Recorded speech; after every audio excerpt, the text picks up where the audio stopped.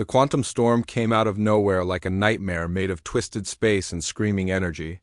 One moment, the Zephyrian research vessel silent. Dawn was cruising peacefully through the Kepler 442 system collecting stellar data, and the next moment reality itself seemed to bend around them in ways that hurt to look at directly. Navigation.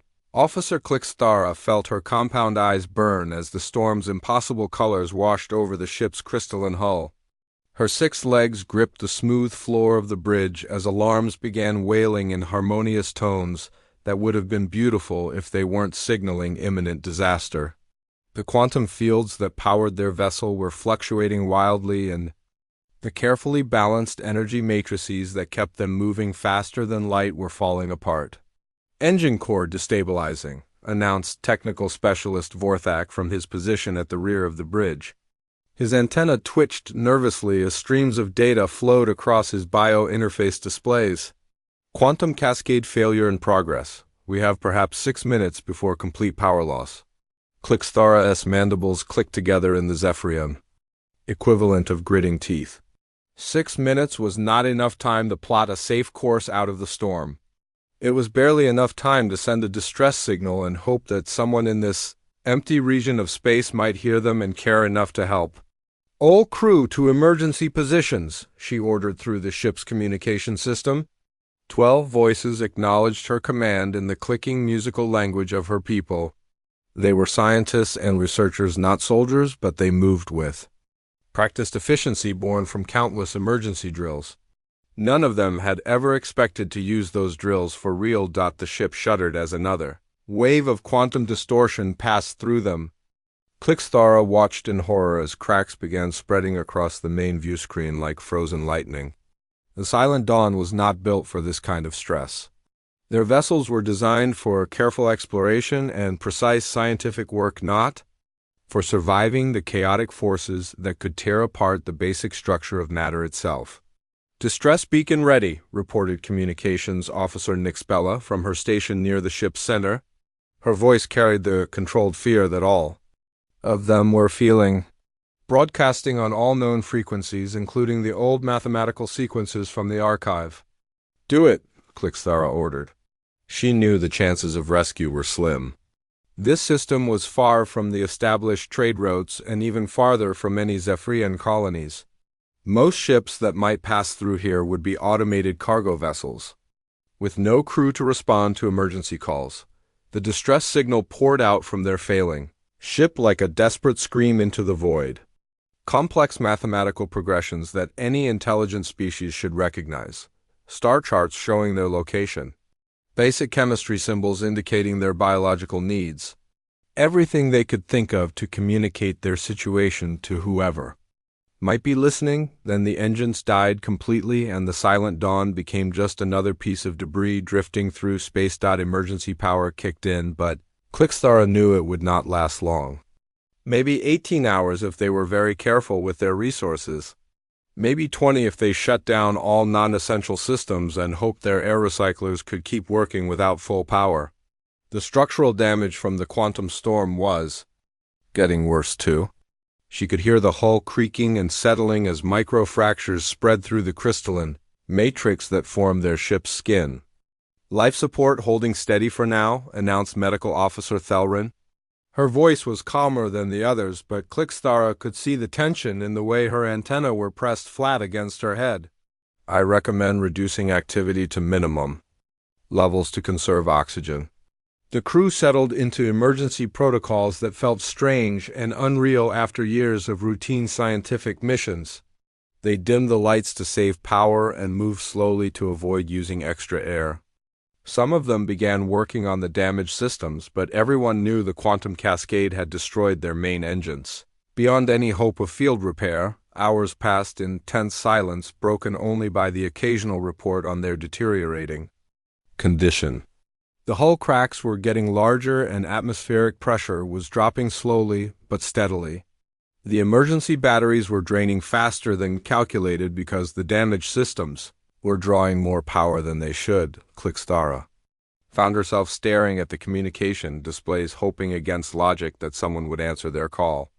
She had studied the star charts of this region extensively and knew that the nearest Zephyrian outpost was more than 2 weeks away, even for a fast courier ship. By the time any rescue vessel could reach them, there would be nothing left but an empty hull drifting in the cosmic wind. "Contact," Nixbella suddenly announced, and every antenna on the bridge snapped to attention. "Unknown vessel responding to our distress call. Signal is strong and getting stronger. They are definitely approaching our position."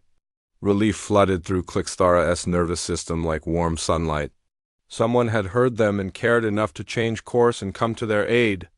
It didn't matter what species they were or what they might want in return. Right now, any help was better than dying alone in the empty space between the stars. "Can you establish communication?" she asked. "Working on it," Nixbella replied. Her claws danced over her control surfaces as she tried different protocols and frequencies. "Their technology is unfamiliar. Not Zephyrian, obviously. Not Crystalline Federation either. The signal structure is completely different from anything in our databases."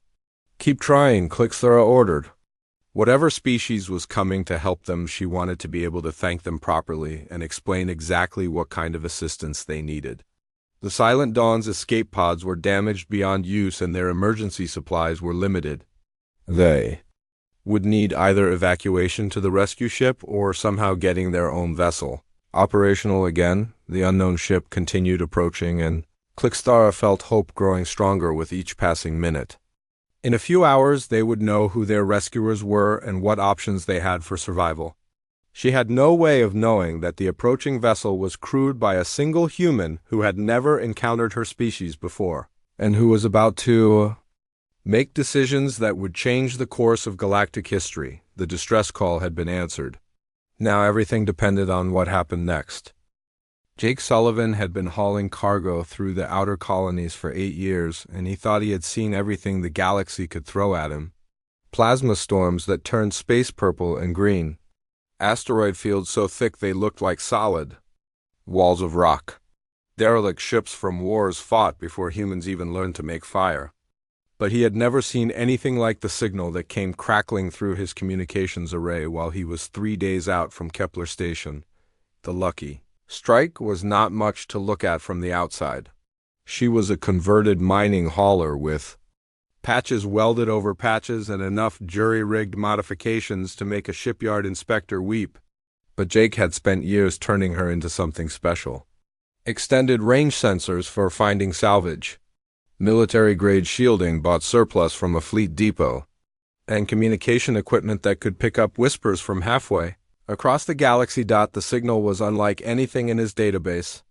Mathematical sequences that repeated in complex patterns. Star charts that showed stellar positions with incredible precision. Chemical formulas that looked almost like they were describing biological processes.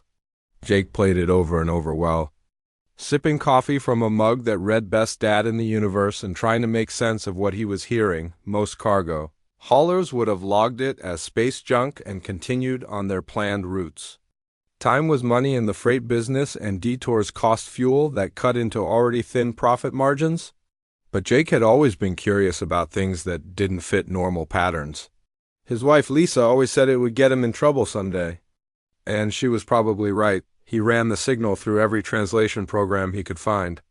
The mathematical parts were easy enough to understand once he realized they were using base 12 instead of base 10. Prime number sequences, Fibonacci spirals. The kind of universal concepts that any intelligent species should recognize. The star charts were more complex, but his navigation computer confirmed they were accurate down to the smallest detail. The chemical formulas were the real puzzle. They looked like atmosphere specifications and biological requirements. Oxygen-nitrogen, ratios, temperature ranges, pressure measurements. Almost like someone was broadcasting their environmental needs. To anyone who might be listening, Jake plotted the source location and found it was about 16 hours off his current route. Not too far in cosmic terms, but far enough to eat up most of his fuel reserves and put him behind schedule for his delivery to the mining station at Proxima 7. His cargo hold was full of medical supplies and food, concentrates that the miners needed for their monthly resupply. They would not be happy if he showed up late, but something about the signal bothered him. The way it repeated every few minutes like a heartbeat getting weaker. The mathematical sequences that seemed almost desperate in their precision. Jake had spent enough time alone in space to recognize loneliness when he heard it, and this signal sounded very lonely indeed. He changed course toward the source coordinates and pushed the Lucky Strike's engines, a little harder than he probably should have. The old fusion reactor grumbled and complained but held steady as he burned through space toward whatever was broadcasting that strange message. He tried sending responses on the same frequencies but got no answer except the same repeating signal. Growing stronger as he approached, when he finally reached the coordinates, Jake understood why no one had responded to his calls. The ship floating dead in space before him was like nothing he had ever seen or imagined. It looked like it had been grown rather than built. Crystalline structures that caught and reflected starlight in rainbow patterns. Organic curves that flowed from one section to another without any visible joints or seams. And it was clearly dying. Massive cracks ran through the crystal hull like frozen lightning. Atmosphere was venting from a dozen different breach points, creating streams of frozen gas that sparkled in the distant sunlight. Parts of the ship's surface were dark and cold, while other sections still glowed with faint internal light. Jake had seen enough wrecked ships to know this one was in serious trouble. He brought the Lucky Strike alongside the alien vessel and activated his external cameras for a closer look.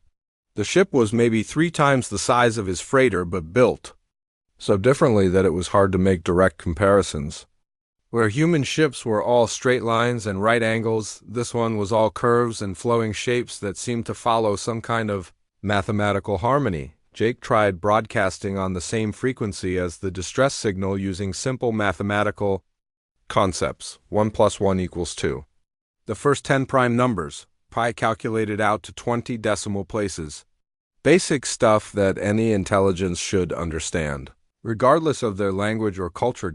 After about an hour he got a response that made his blood run cold. Not because it was threatening, but because it sounded so afraid. A series of rapid clicks and tones that his translation software couldn't even begin to process. Then more mathematics, but these were frantic and desperate. Countdown sequences. Decreasing numbers that looked like some kind of timer running down to 0. Jake realized he was looking at people who were dying and who were terrified of them. The thought hit him like a punch in the gut. These beings had been drifting in space, sending out calls for help, and when someone finally answered, they were afraid of what they had summoned. He could imagine how he would feel if he was stranded somewhere and his rescuer turned out to be something he had never seen before. He tried a different approach. Instead of complex mathematics, he sent simple patterns. 1 dot, 2 dots, 3 dots. The basic counting that even a child could follow. Then he waited patiently for a response without pushing or demanding anything. The reply came slowly and hesitantly. 1 tone, 2 tones, 3 tones. Then a longer sequence that seemed to be asking questions rather than making statements. Jake smiled despite the seriousness of the situation. First contact with an alien species, and it was happening because someone was in trouble, and he couldn't ignore a call for help. Over the next several hours, Jake and the aliens worked out a basic communication system using mathematics and simple concepts. He learned that there were 12 of them aboard the damaged ship, that their life support was failing and they had maybe 14 hours of breathable air left, that their engines were completely dead and their escape systems were not working. Jake looked at his own ship and did some quick calculations. The Lucky Strike could maybe hold 4 or 5 of the aliens if he dumped all his cargo and reconfigured his life support systems. But there were 12 of them, and he had no idea what kind of atmosphere they needed to survive, or what would happen if he guessed wrong. That was when Jake Sullivan made the decision that would change everything. Instead of trying to evacuate the aliens to his ship, he would find a way to fix theirs. Jake stared at the damaged alien ship through his view screen and tried to figure out how to fix something he didn't understand with tools that probably weren't designed for the job. The crystalline hull was cracked in dozens of places, and strange energy readings were coming from what he guessed was their engine compartment. His scanner readings made no sense, but they definitely showed that the ship was losing structural integrity fast. The aliens had managed to communicate that they called themselves Zephyrians and their ship was named Silent Dawn. The one he was talking to seemed to be named something like Clicksthara, though the clicking sounds were hard for him to pronounce. She had sent him what looked like technical diagrams of their ship, but the technology was so different from human designs that Jake felt like he was trying to read blueprints written in a foreign language by people who thought in completely different ways. Jake suited up and took his engineering kit over to the Silent Dawn in his small maintenance pod.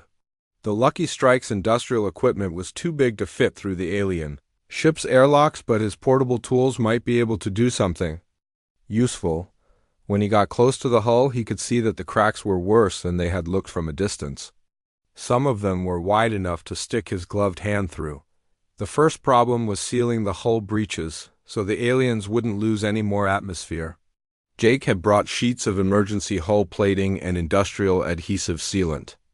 But the crystalline material of their ship was nothing like the metal alloys he was used to working with. Normal welding torches wouldn't work in his. Magnetic clamps couldn't get a grip on the smooth crystal surface. Jake tried several different approaches before he realized he was thinking about the problem wrong. Instead of trying to weld patches over the cracks, he used his plasma cutter on its lowest setting to melt the edges of the crystal and fuse them back together.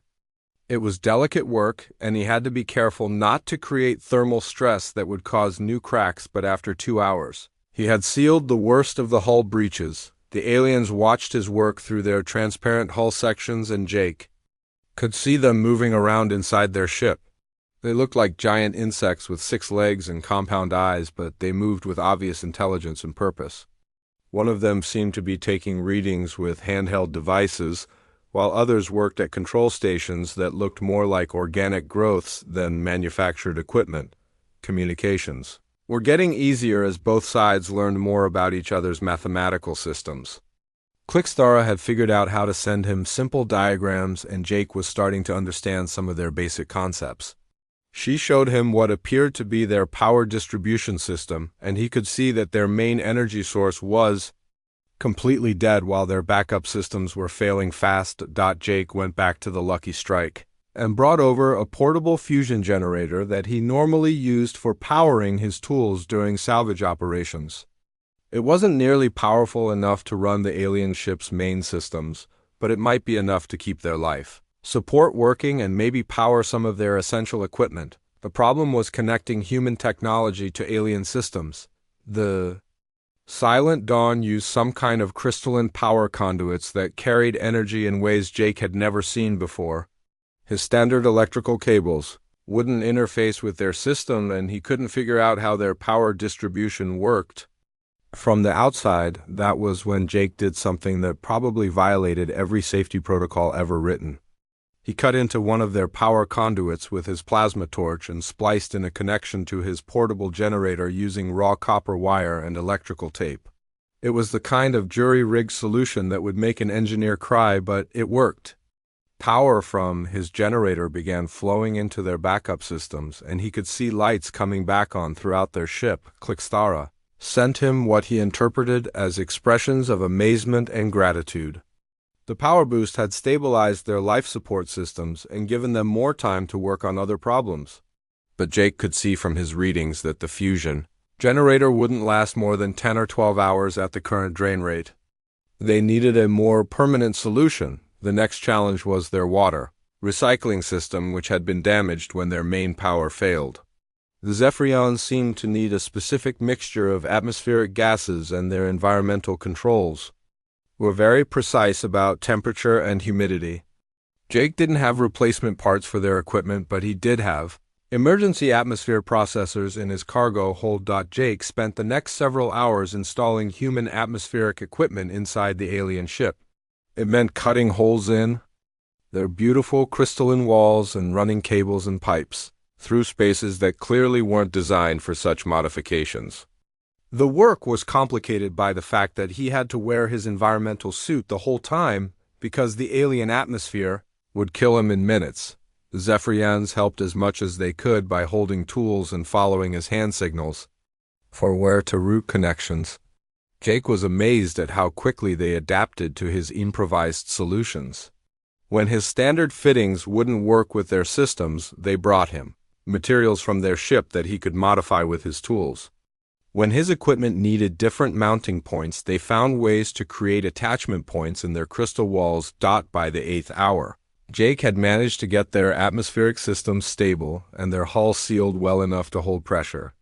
But their main computer was still offline and their navigation systems were completely dead. Without those systems, they couldn't plot a course to anywhere, or even know where they were in space. Jake solved that problem by running cables from his ship's navigation computer directly into their control systems.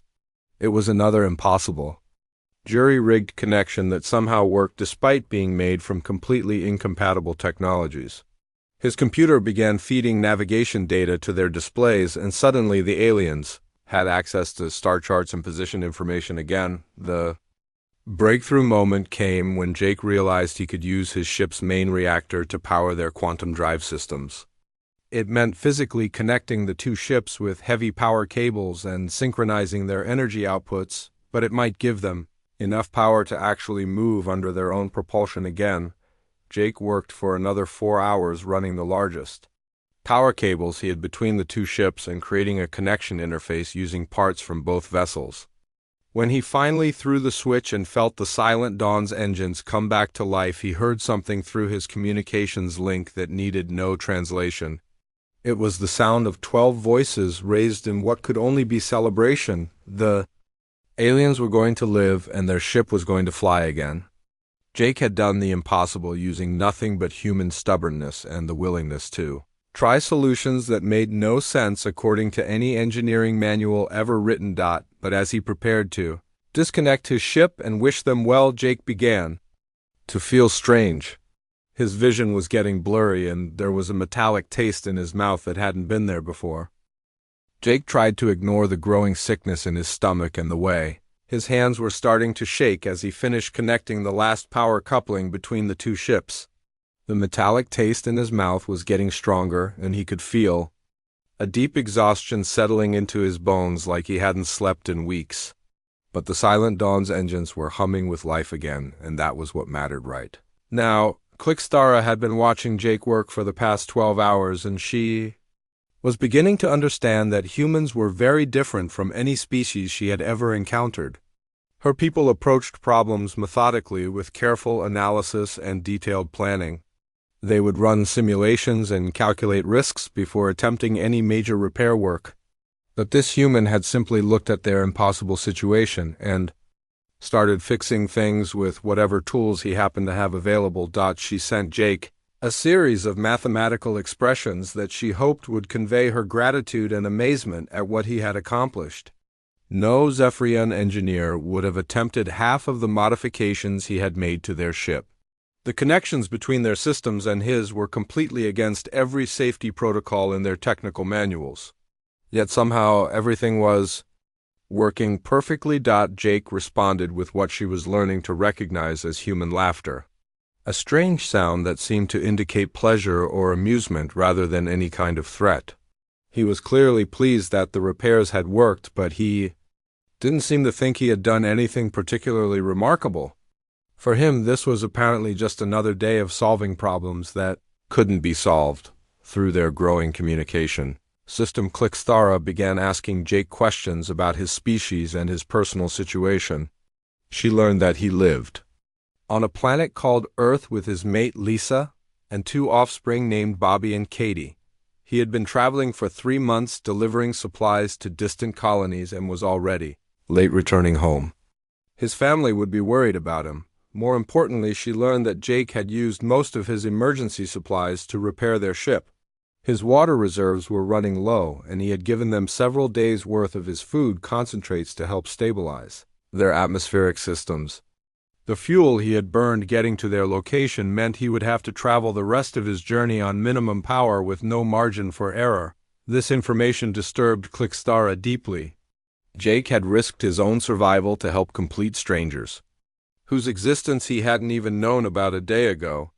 When she asked him why he had made such choices, his response was simple. Someone needed help, and he was able to provide it. In human thinking, that was apparently all the justification required. Jake began sharing stories about his people that amazed and confused the Zephyrian crew.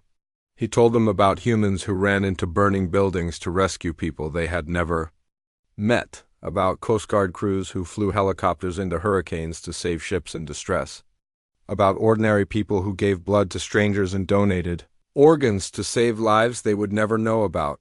These stories made no sense to Zephyrian logic. Their species had evolved on a world where caution and careful risk assessment were necessary for survival. They helped family members and close community groups, but extending that help to unknown individuals was considered wasteful and potentially dangerous. Yet humans seemed to do it routinely without even thinking it was unusual. Clixthara discussed this with her crew, and they were all equally puzzled by human behavior.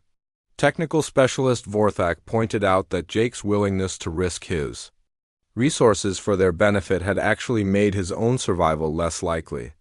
Communications officer Nixbella noted that he had repeatedly chosen their welfare over his own safety during the repair process. Medical officer Thelrin was particularly concerned, because she was beginning to detect signs that Jake's exposure to their damaged quantum systems was affecting his health. The quantum radiation that had destroyed their engines was still present in low levels throughout their ship.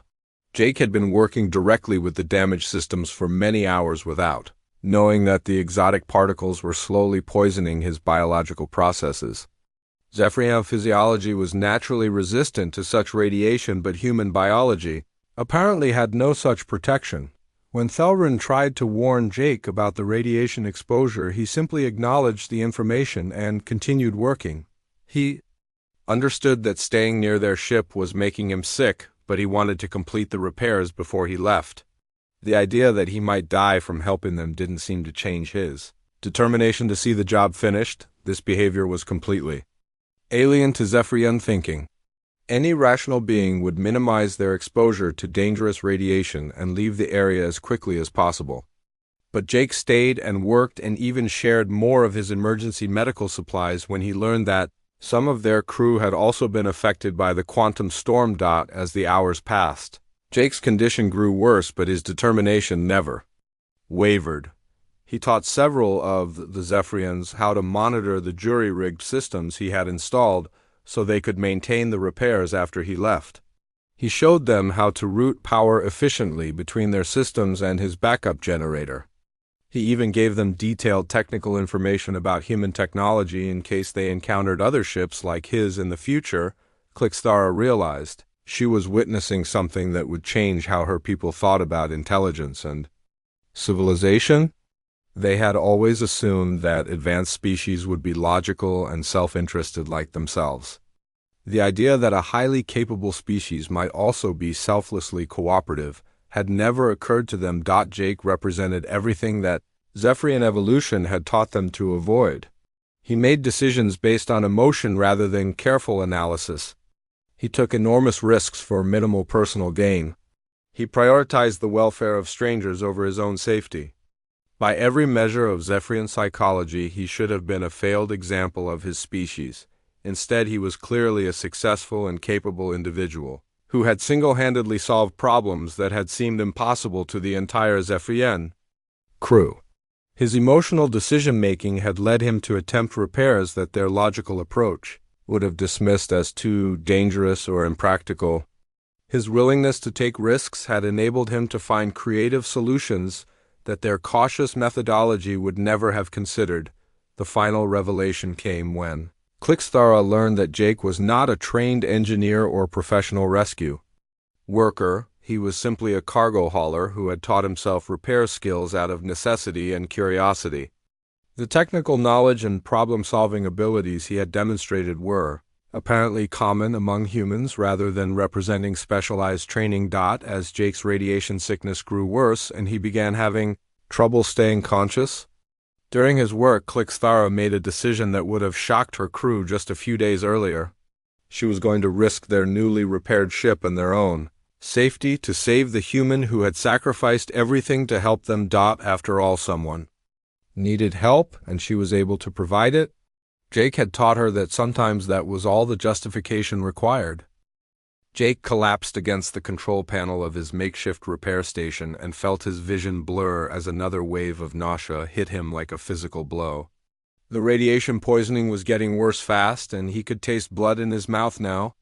His hands were shaking so badly he could barely hold his tools, but the final system check was almost complete.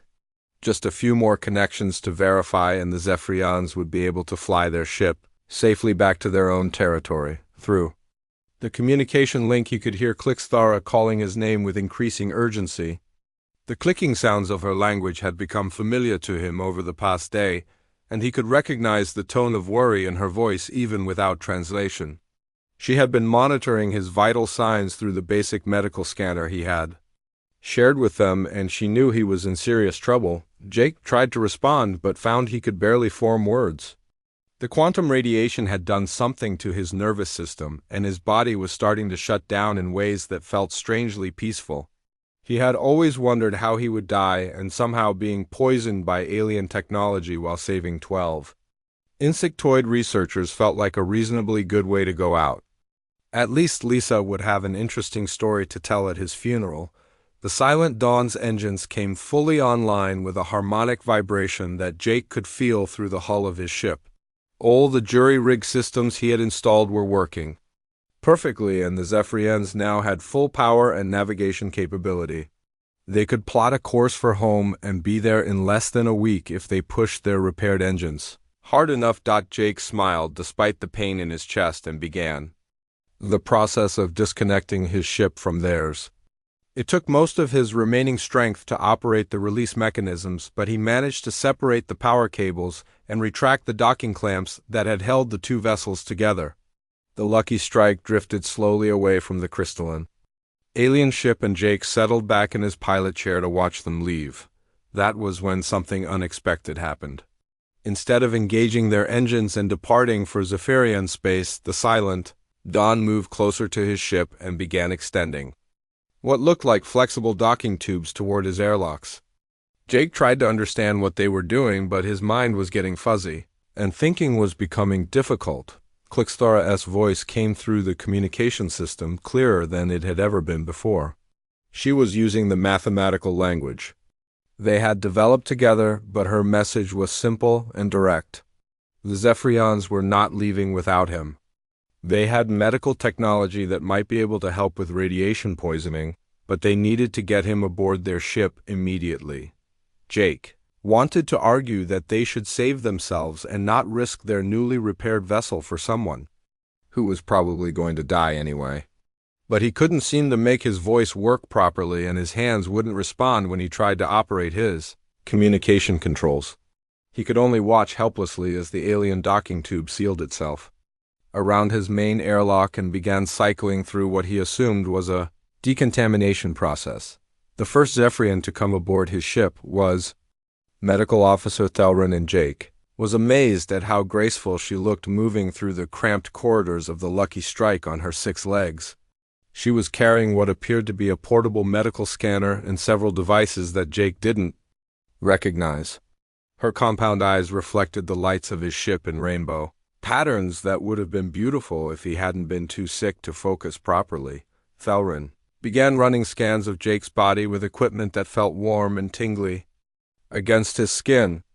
She worked with the swift efficiency of someone who knew exactly what she was doing, and Jake found himself being lifted onto some kind of floating stretcher that definitely hadn't been on his ship when the day started.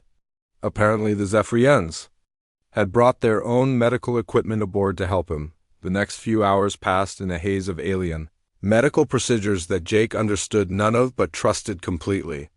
He was moved to a treatment area that the Zephyrians had set up in his cargo bay using equipment from their ship. Strange lights played over his body, and he could feel devices working to repair damage at the cellular level. The quantum radiation that had been killing him was slowly being neutralized by technology that was far beyond anything humans had developed during his treatment. Jake heard conversations between the Zephyrians that his translation system was finally beginning to understand. They were discussing their decision to help him and the risks they were taking by delaying their return home. Some of the crew had apparently argued that saving one human was not worth endangering 12 Zephyrians, but Clixthara had overruled them with an argument that Jake found both surprising and deeply moving. She had told her crew that Jake had shown them something important about intelligence and civilization. He had proved that the most advanced thinking was not always the most logical thinking. Sometimes the best solutions came from beings who were willing to ignore risk calculations and help others simply because it was the right thing to do. If the Zephyrians wanted to consider themselves truly intelligent, they needed to learn from his example. The treatment worked better than Jake had dared to hope. After 18 hours of alien medical care, he was weak but no longer dying. The radiation damage to his cells had been repaired, and the quantum particles that had been poisoning him had been neutralized. He was going to live and probably make a complete recovery given enough time and rest. When Jake was finally able to sit up and speak clearly again, he found himself surrounded by all 12 members of the Zephyrian crew. They had gathered to see the human who had taught them that helping strangers was not a sign of weakness, but a sign of true strength. Clixthara presented him with a crystalline device that she explained was a communication beacon that would allow him to contact Zephyrian ships anywhere in the galaxy. Jake accepted the gift with gratitude, but what he really wanted was to learn more about these remarkable beings who had chosen to save his life even though their own logic told them it was an unnecessary risk.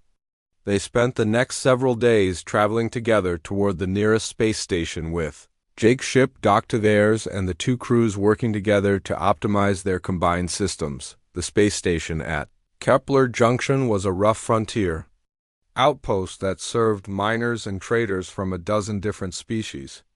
When Jake and the Zephyrians arrived together, it caused quite a sensation among the station personnel who had never seen humans and aliens cooperating so closely. The story of their rescue and counter-rescue spread quickly through the communication networks. 6 months later, Jake received a message that changed his life completely.